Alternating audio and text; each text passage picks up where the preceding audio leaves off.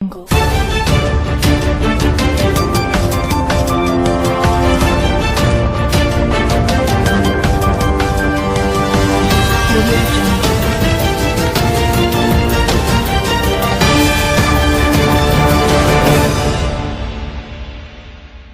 सपा विधायक दीपनारायण यादव की 237 करोड़ की संपत्ति को किया कुर्की के बाद परिजनों का बड़ा बयान।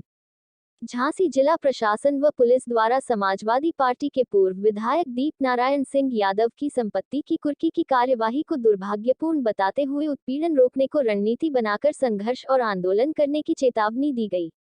मंगलवार को समाजवादी पार्टी के पूर्व विधायक दीपनारायण सिंह यादव की 237 करोड़ की संपत्ति कुर्क कार्यवाही होने के बाद समाजवादी पार्टी के पूर्व सांसद डॉक्टर चंद्रपाल सिंह ने इस कार्यवाही को दुर्भाग्यपूर्ण बताया। उन्होंने कहा कि राजनीतिक दबाव के चलते जिस प्रकार यह कार्यवाही की जा रही है वह पूर्ण रूप से गलत है। उन्होंने कहा कि केवल समाजवादियों को टारगेट कर यह कार्यवाही की जा रही। उन्होंने कहा पूर्व में भी दीपनारायण की संपत्ति कुर्क की कार्यवाही की गई थी, जिसे कोर्ट ने गलत मानते हुए रिलीज कर दी। फिर उसी तरह की 14A की कार्यवाही दोबारा करना यह गलत है, यह कार्यवाही केवल उत्पीड़न है। उन्होंने कहा समाजवादियों का उत्पीड़न अब नहीं सहा जाएगा। पार्टी हाईकमान से वार्ता करने के बाद हम सभी समाजवादी संघर्ष करेंगे, आंदोलन करेंगे। उन्होंने बताया कि पूर्व विधायक दीपनारायण और उनकी पत्नी पूर्व विधायक मीरा यादव को मिलने वाली पेंशन के भी खाते सीज कर दिए गए हैं। यह कार्यवाही द्वेषभावनापूर्ण तरीके से की जा रही है। हम सभी इसका खुलकर विरोध करेंगे, आंदोलन करेंगे। इस लोकतंत्र में सभी को अपना पक्ष रखने का अधिकार है, लेकिन प्रशासन ने एक पक्षीय कार्यवाही की है। झांसी से जिला संवाददाता प्रियंका राजपूत की रिपोर्ट।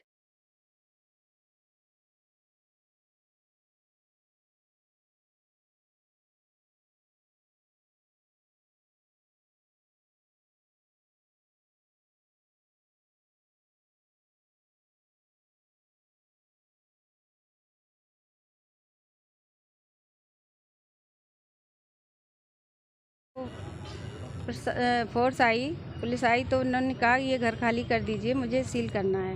मैंने कहा ठीक है, लेकिन मैं ये कहना चाहती हूँ कि कोई आदमी अपने लिए एक मकान भी नहीं बना सकता रहने के लिए। मेरे बच्चे हैं, मैं कहाँ जाऊँगी। बाकी जो भी म्यूनसिटी सीज की, बाकी जो प्रॉपर्टी की, वो मेरी JDA से नक्शा पास है, उसका नंबर 1 में है। मैंने कोई अवैध नहीं बनाई है। और जो भी जिस गैंगस्टर के तहत जो कार्रवाई हो रही है, जितने भी जो अभी केस लगाए गए हैं, अगर एक भी इसमें सच्चाई हो तो मैं इसमें दूध का दूध, पानी का पानी, अगर CBI जांच करा ली जाए तो दूध का दूध, पानी का पानी हो जाएगा इसमें। मेरा जी सवाल ये है कि अचानक ये कार्य कैसे हो गई? क्या अखिलेश जी के आने के बाद ऐसा हो रहा है?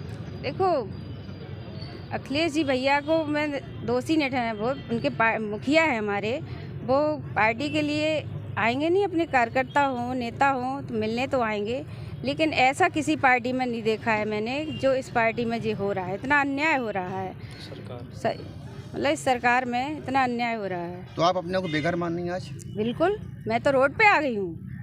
अब आप यहाँ से क्या करेंगी? क्या करेंगे, लड़ेंगे।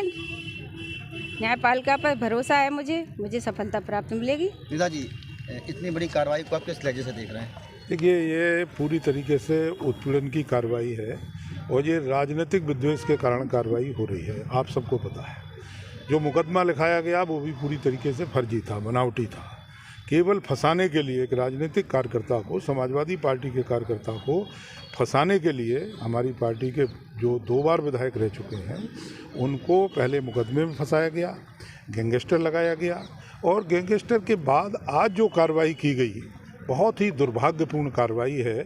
मैं समझता हूँ इसकी कितनी भी निंदा की जाए बहुत कम है, क्योंकि आप देखते हैं कि जो आवासीय परिसर होता है, आवासीय परिसर तो व्यक्ति अपने मेहनत से, प्रयासों से सबसे पहले बनाता है, और उन्होंने ये मकान हमारी समझ में 20 साल पहले इसको तैयार किया किसी तरीके से अपने रहने के लिए।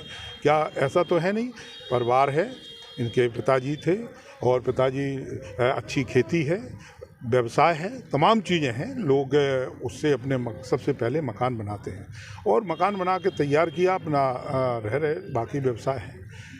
अगर सरकार को किसी भी प्रकार की शंका है या कहते हैं उनको नोटिस देना चाहिए, उनको पूछना चाहिए कि ये आपने कहाँ से संपत्ति जुटाई इस मकान को बनाने में, उसको जवाब दिया जाता। अगर जवाब मिल जाता तब तो कोई बात नहीं है, अगर जवाब से आप संतुष्ट नहीं होते तब ये कार्रवाइयाँ करना चाहिए। लेकिन अचानक इस तरीके की इतनी बड़ी कार्रवाई कर देना बहुत ही दुर्भाग्यपूर्ण है और बहुत ही निंदनीय है। और मैं समझता हूँ कि अब समाजवादी पार्टी के लिए बहुत मतलब ऐसा समय आ गया है कि समाजवादी पार्टी को कुछ निर्णय लेना पड़ेगा लड़ाई के लिए और संघर्ष के लिए। अभी चूँकि हम लोग तो स्थानीय लोग हैं, हम निर्णय तो नहीं कर सकते, लेकिन ये ज़रूर है कि राष्ट्रीय अध्यक्ष जी से बात करके और निश्चित रूप से कुछ ना कुछ निर्णय इस पर हम लोग संघर्ष के लिए करेंगे।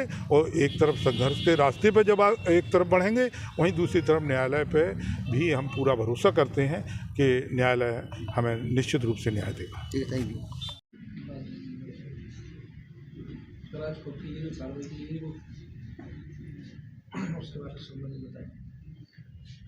झांसी जनपद में सितंबर महीने में एक सजायाफ्ता अपराधी लेखराज यादव को जब बंदी पेशी के समाप्ति के बाद उनको कन्नौज जनपद ले जाते समय उनको छुड़ाने के आरोप में बहुत सारे लोग गिरफ्तार हुए थे। उसमें प्रमुख आरोपी दीप नारायण उर्फ दीपक, उनके खिलाफ हम लोग गैंगस्टर का कार्रवाई नवाबाद थाने में दर्ज कर संपत्ति जब्त करने की कार्रवाई शुरू किए थे।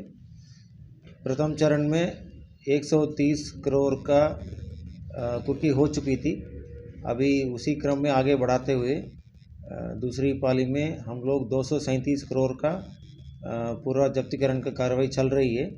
इसमें इनका व्यक्तिगत मकान है जो आरटीओ कार्यालय का आसपास जो बनाए हुए है उसको सबसे पहले हम लोग कुर्क किया है। उसके अलावा इनका कंपनी और इनका नाम से रजिस्टर्ड 23 गाड़ियाँ इसमें लग्जरी कार्स है, जेसीबी मशीन है, ट्रैक्टर है, इस तरह का कुल 23 गाड़ियाँ हैं। जो मून सिटी भगवंतपुरा में बना हुआ है उसमें फ्लैट्स है और कुछ विला है जो बिका हुआ नहीं है और ज़मीन भी है और वहाँ पे कंस्ट्रक्टेड जो ऑफिस है वो पूरा का पूरा हम लोग आज कुर्क कर रहे हैं। इसके अलावा 10 बैंक अकाउंट्स हैं। तो इस तरह का कुल हम लोग 237 करोड़ का जो कुर्की का कार्रवाई आज चल रही है। ये कार्रवाई और आगे भी बढ़ती जाएगी।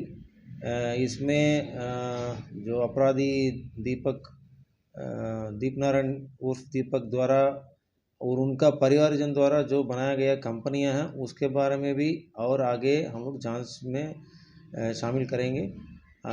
दूसरी चरण में आज हम लोग 237 करोड़ का हम लोग कर रहे हैं।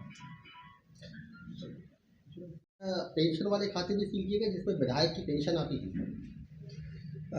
अभी मैं उस तरह हम लोग एनालिसिस नहीं किया कि 10 खाता जो हमारा पास इनका द्वारा जो इलेक्शन कमीशन ऑफ इंडिया में जो सबमिट किया गया है जिसमें इन लोगों का आदान प्रदान होता है, बहुत सारे कंपनीज़ का अकाउंट है, उसको हम लोग अभी एनालिसिस नहीं की। इनका खाता और इनका जो पत्नी का और जो फैमिली मेम्बर्स का जो पहले से इस तरह का अपराध में या कुछ लैंड खरीदने में इस तरह का आदान प्रदान में जो इस्तेमाल हुआ है अकाउंट्स, सिर्फ उतना ही हम लोग अभी सीज किया है। हो सकता है हमारा और नेक्स्ट चरण में हम लोगों का एनालिसिस में इसमें बहुत सारे हमारे टेक्निकल एक्सपर्ट्स का भी ज़रूरत पड़ेगी क्योंकि कंपनी का अकाउंट्स और इनकम टैक्स रिटर्न वो सब चीज़ें हम लोग एनालिसिस करना होगा। तो हो सकता है उसके अलावा कुछ निकल के आएगी तो हम उसके भी करेंगे। सर गैंगस्टर में और भी आरोपी हैं जिनको गैंग कमेंट सेक्शन में हमें जरूर बताएं।